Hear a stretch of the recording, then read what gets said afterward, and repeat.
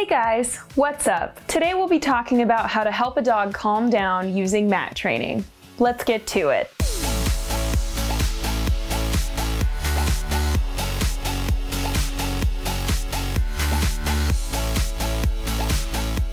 Does your dog struggle to remain calm, cool, and collected at home, or out on walks, or out around town? Does your dog go crazy, barking and jumping at guests when they enter the home? When you bring your dog to a restaurant or a brewery, does it turn into a flurry of paws and frustration?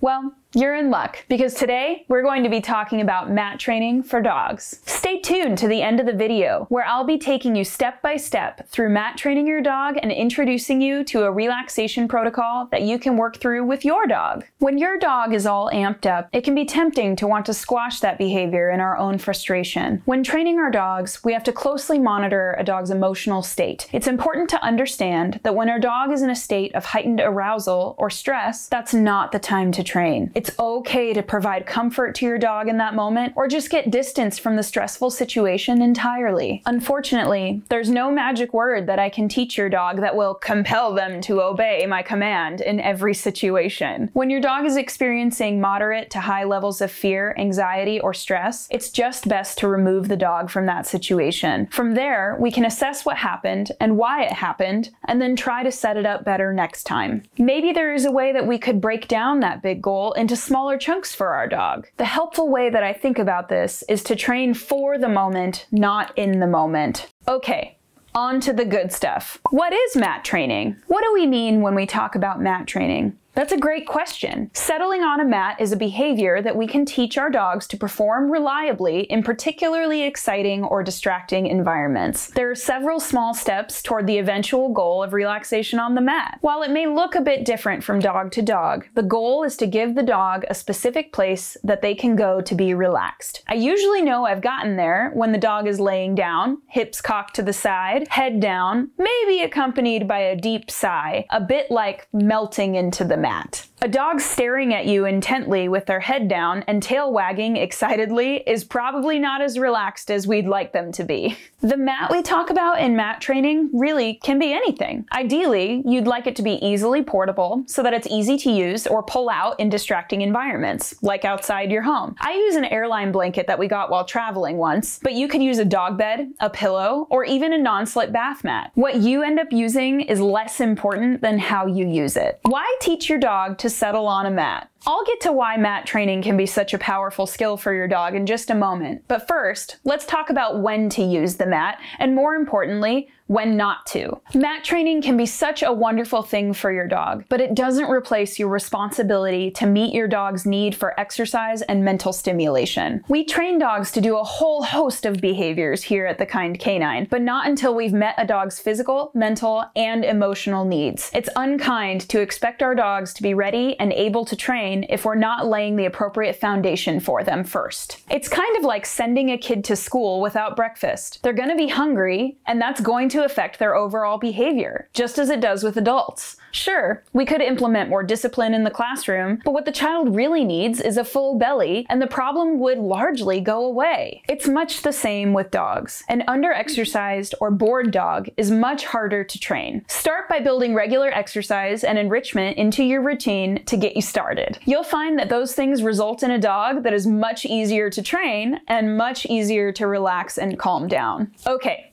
back to why mat training work can be so powerful. Mat training for dogs provides an alternative to jumping, barking, and over-arousal, a predictable routine for your dog, thereby increasing their comfort level and confidence, and an opportunity for your dog to practice calm behaviors in a variety of environments. Essentially, mat training allows us to give our dogs a job that is a better alternative to being a spun-up monster. Over time, and as you put in more reps, you might be surprised at how well your dog can handle distracting and novel environments. Teaching the cue, go to your mat, can be a great thing for your dog to do when guests come over, you're getting their dinner ready, you're out in a busy park, or you're at a restaurant, or you're in any situation that you'd like a calm, relaxed dog. How to teach your dog to settle on a mat. Let's talk through the steps for training your dog to settle on a mat. Step 1. Build a positive association with the mat. Before we teach a dog to relax for any length of time on their mat, we first have to create a strong positive association with it. Hold the mat rolled up in your arms and have a treat pouch ready for quick access to rewards. Lay out the mat on the ground. The moment the dog interacts with it in any way, whether sniffing, glancing, or even putting a paw or two on it, use your marker word or click with your clicker and immediately follow it with a reward tossed directly onto the mat. Continue a steady stream of rewards onto the mat for 15 to 20 seconds. Don't even give your dog a chance to move away.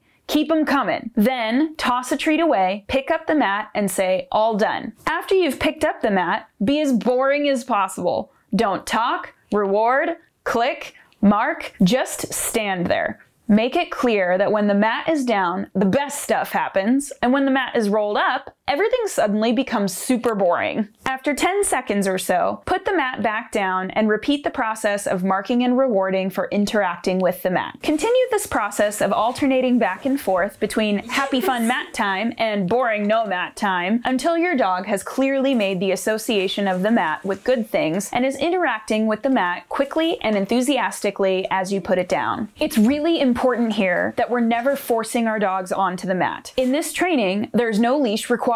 As you work on this over time, you'll find that your dog will start to gravitate towards their mat all on their own. That's because you've charged it with all of these great associations. You don't want to jeopardize that by forcing your dog into position. Keep things positive and upbeat, and you'll do just fine. Step 2, shaping the behavior of go to your mat. At this point, we can move on to the next step. This time, when you put the mat down, stand with the mat directly in front of you. When your dog motions toward it, wait a moment and observe. As soon as they have all 4 feet on the mat, mark and reward on the mat with a single treat and move away with them or call them away with a hand target if you have taught that skill. Do this several times, walking toward the mat with them and marking and rewarding for having 4 feet on the mat. Keep the mat on the ground at this point. Then we can move on to a sit on the mat. I recommend giving your dog a chance to offer this behavior on their own rather than cueing them for it, since most dogs will offer a sit on their own due to prior training. Once your dog is coming to the mat and sitting, wait and see if they lay down, if you give them a few more moments. If they're struggling with this step, I sometimes will point to the mat, giving a visual cue for the down rather than a verbal to build the skill. Move away with them between repetitions, tossing a treat off the mat or calling them away with a hand target. Once your dog is reliably coming to their mat for each repetition and lying down, we can start to add a verbal cue. A more advanced version of this is to use different cues for different stations in the house, such as place, bed, spot, or mat. This creates more clarity in where I would like them to be. Whatever you choose, make sure you're giving them consistent language around that location. Since dogs don't speak English, we have to be as consistent and predictable as possible. For the location I'm using in this video, I call it go to your mat.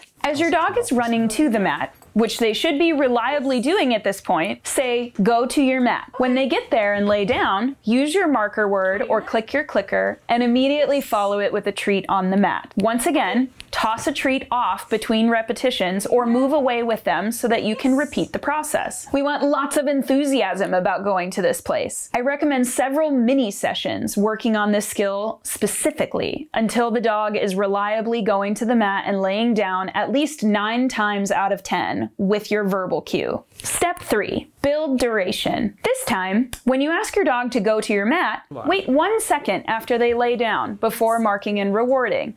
Do this a few times. Then move on to 2 or 3 seconds. Slowly build up to a minimum of 10 seconds with them on their mat before receiving a reward. At this point, after each repetition, begin incorporating your dog's release cue so they know when they are being released from their mat. In the beginning, I give the release cue and toss a treat off the mat or enthusiastically move away and encourage them to come with me. Step 4, Relaxation Protocol. The Relaxation Protocol, created by Dr. Karen Overall, is a fantastic process to incorporate into mat training. It builds the skill of relaxing for duration, distance from you, and different distractions. Wouldn't it be amazing if your dog could lay on their mat while someone knocks at the door, while you disappear from view, or while you cook in the kitchen? This protocol can help with that. It does have many moving pieces and a very specific process, which we will cover in another video on Karen Overall's Relaxation Protocol. Now that you've trained the basics, it's time to take this show on the road. Try using the go to your mat cue outside on the front lawn, when guests come over, or even out on your walks. The key here is to take things slow and break it down and run through the steps again as if teaching it for the first time. You may discover that my dog doesn't know how to settle on a mat when you try adding a new scenario to the mix. Your dog isn't being willfully stubborn, it's just that they really don't know. Dogs, and some people I know, aren't great general learners. So if you've taught the mat exclusively inside, they only know how to relax on a mat inside. You have to go back to kindergarten, so to speak, in each new environment that you try mat training. Over time, your dog will learn, oh yeah, it's that awesome mat thing again, and the learning process will likely happen more and more quickly. Be sure you're giving your dog the reps they need to be successful. I hope that you've enjoyed learning about mat training as a way to keep your dog calm and relaxed in the face of some pretty exciting things. The mat training we've done with our dogs has been life-changing in how we're able to work with them and give them a place in the home where all good things happen. Not to mention that this work can do loads to create a stronger connection between you and your animal. If you want to take your training to the next level, be sure to check out our next video on Karen Overall's Relaxation Protocol. It starts out pretty easy, but it gets really challenging after a few sessions. I'd be curious to know how your dog does with some of the distractions. If you liked this video, be sure to give it a thumbs up, and if you're new here, subscribe to our channel. We're on a mission to strengthen and energize the relationship with your dog and to share the joy that working with your dog can bring. As always, thanks for watching. Bye for now.